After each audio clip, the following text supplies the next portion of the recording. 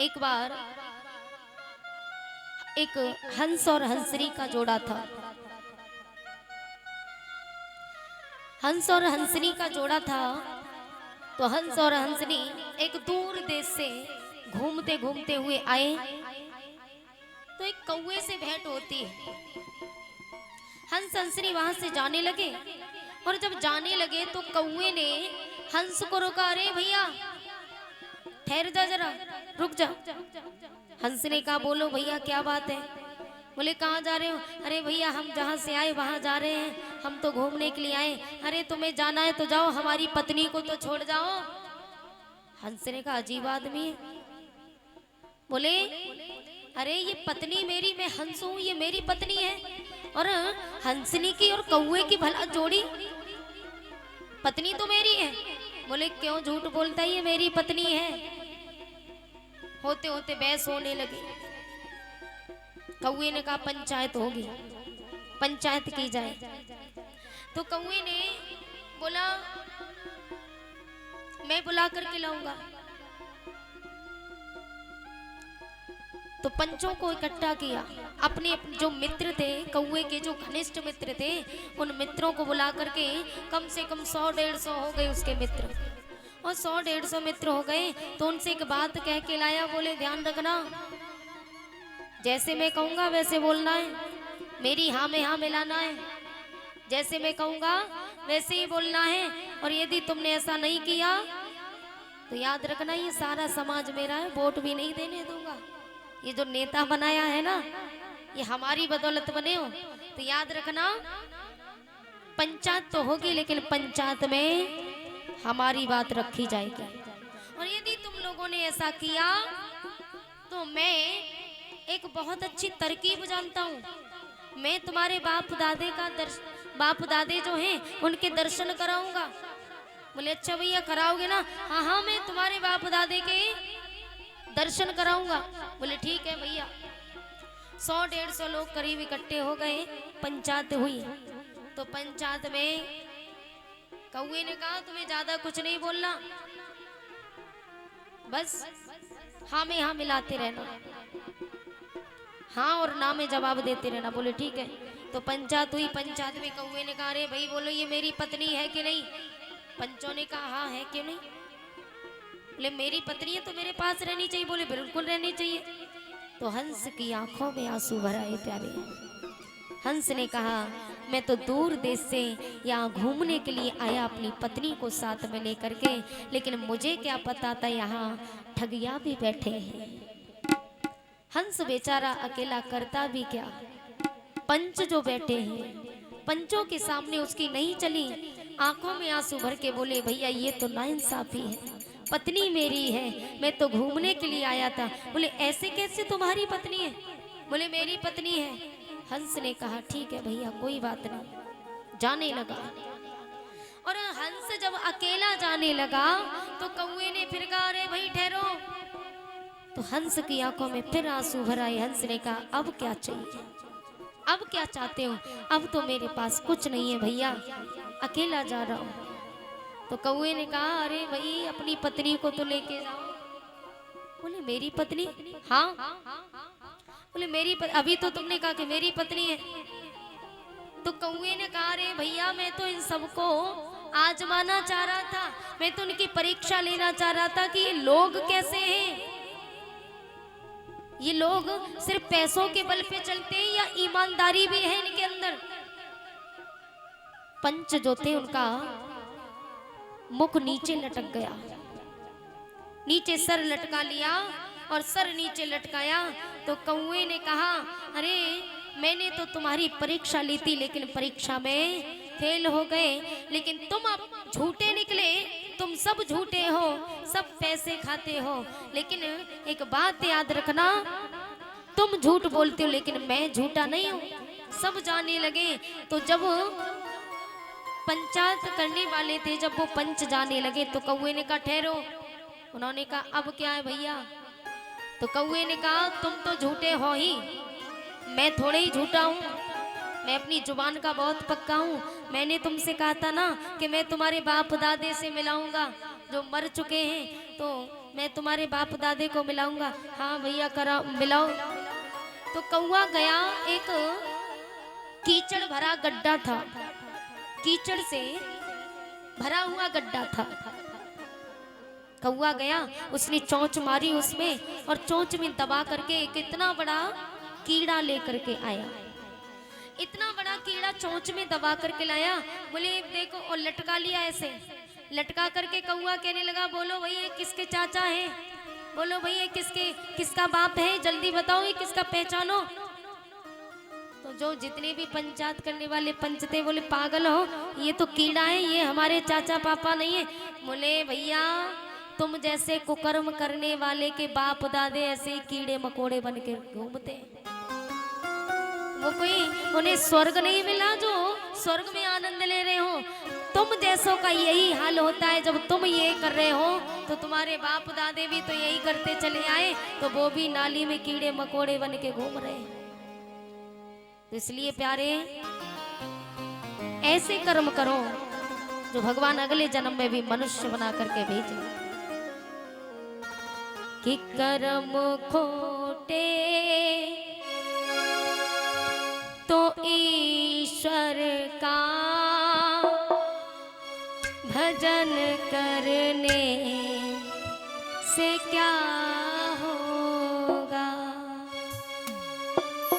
यदि तुम्हारे कर्म खोटे हैं तो ईश्वर का भजन करने से कुछ फायदा नहीं है, उल्टे कर्म करते जा रहे हो। कि कर्म खोटे तो ईश्वर का भजन करने से क्या होगा। कर्म खोटे तो ईश्वर का भजन करने से क्या होगा।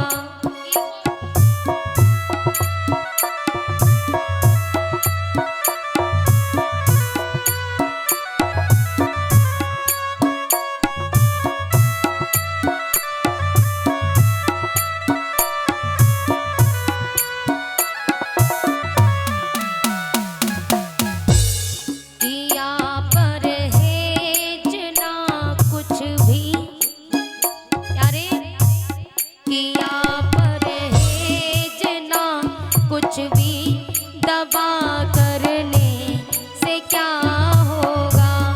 किया परहेज ना कुछ भी दबा करने से क्या होगा।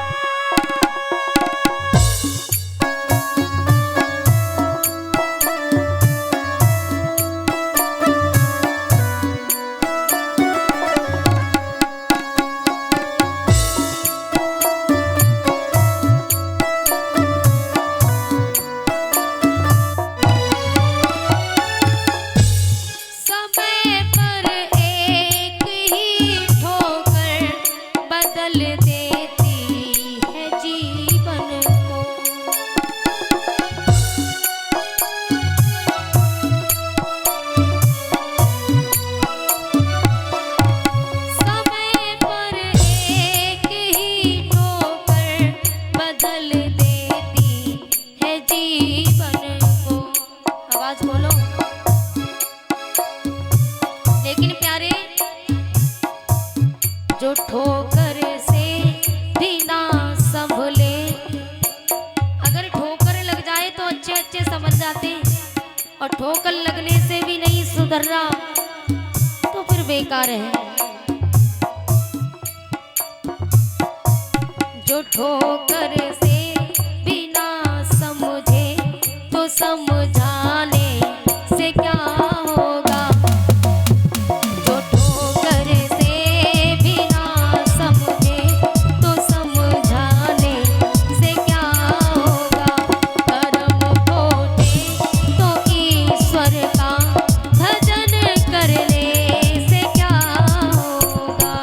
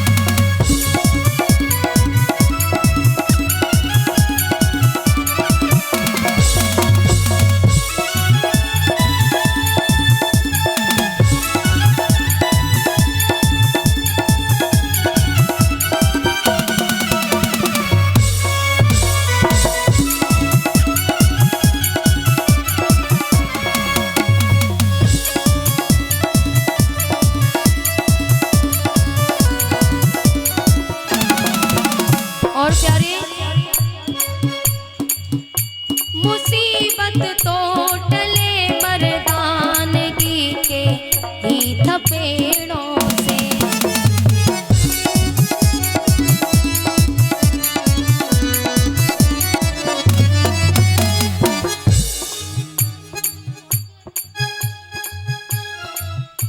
मुसीबत तो टले मर्दानगी के ही थपेड़ों से।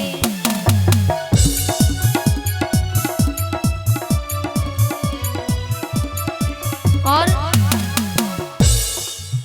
जो लोग कहते ना अरे भैया सब मुकद्दर पे छोड़ दो, सब किस्मत पे छोड़ दो, तो याद रखना किस्मत के भरोसे पर जीने वालों कुछ हासिल नहीं होने वाला। किस्मत भी बनती है तो हमारे कर्मों से बनती है, ये तो पता ही होगा। इसलिए मुकद्दर पर भरोसा जो करते हैं, मुकद्दर पर भरोसा करके सो जाने से क्या होगा।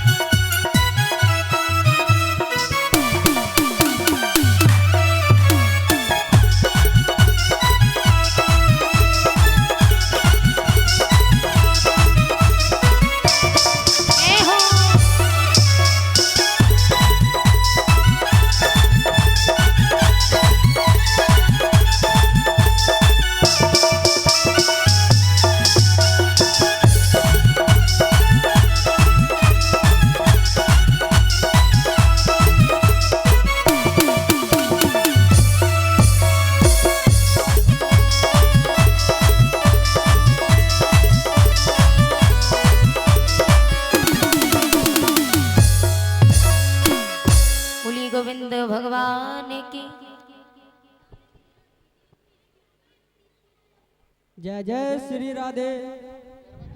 कुछ दानदाताओं के नाम इस प्रकार हैं। 50 रुपये सौम्या आराध्या पाकराबाद, 20 रुपये हरजीत मोंगरा, 50 रुपये अभिवा मोक्ष सनोप सोमपाल मोंगरा, 50 रुपये महेश मुकेश